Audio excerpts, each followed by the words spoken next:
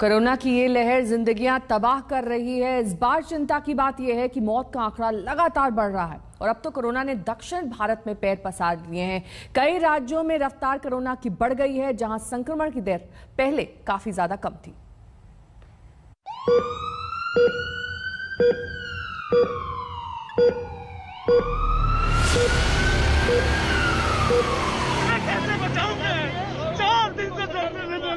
कुछ करिए ऐसा कि जिंदगी बच जाए या फिर खत्म कर दिया जहर देकर इंजेक्शन। कहाँ से लाए हम ऑक्सीजन?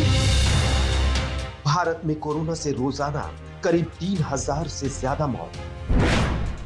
भारत में कोरोना से हर घंटे करीब 125 लोगों की मौत। भारत में कोरोना से बीते 20 दिनों में 50,000 से ज्यादा मौत।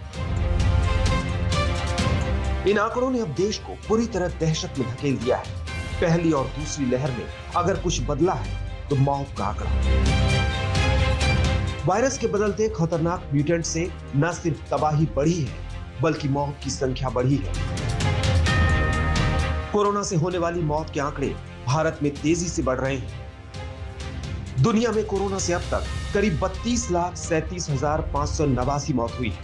भारत में कोरोना से अब तक 2,30,151 मौत हुई है। और ये आंकड़े तब हैं जब सही आंकड़े दबाने का आरोप लगाया जा रहा है। Lower socio-economic groups, people might not have access to lab testing. If such people develop COVID-19 and die as a result, their death might not always get classified as COVID death. सवाल है कि आखिर मौत की जिस दर को कम बताकर हमारे हुक्मरान कोरोना से जंग में फतह पर अपनी पीठ थपथपा रहे थे, उसमें अचानक इतनी बढ़ोतरी कैसे आ गई? शायद इसलिए कि एक तो संक्रमण की रफ्तार ज्यादा है, वायरस पहले से ज्यादा खतरनाक तरीके से प्रहार कर रहा है, और इसलिए कि देश का कोई हिस्सा ऐसा नहीं है जिसने कोरोना को काबू करने में कामयाबी हासिल की। कहीं केस घटते हैं तो कहीं बढ़ जाते हैं। दिल्ली, उत्तर प्रदेश, छत्तीसगढ़, पंजाब और मध्य प्रदेश में केस घटे हैं तो कर्नाटक, पश्चिम बंगाल, बिहार, केरल और उत्तराखंड में नए मामले लगातार बढ़ने लगे।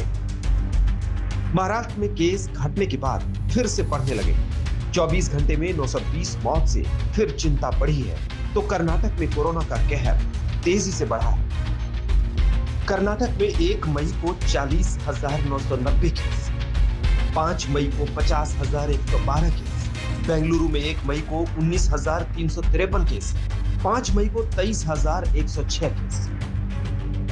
यानी कि उत्तर में तबाही मचाने के बाद कोरोना ने दक्षिण के राज्यों पर धावा बोला है। कर्नाटक, केरल और तमिलनाडु में कोरोना भारी तबाही मचा रहा है।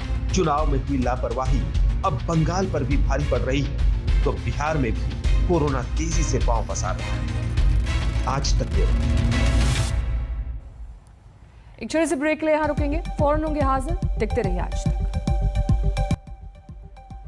कोरोना संक्रमण के बीच आज एक बड़े नेता को हम सबसे विदा लेनी पड़ी। राष्ट्रीय लोक दल के चौधरी अजीत सिंह का गुरुग्राम के अस्पताल में निधन हो गया। बागपत से 7 बार सांसद और कई बार मंत्री रह चुके अजीत सिंह कोरोना संक्रमित थे।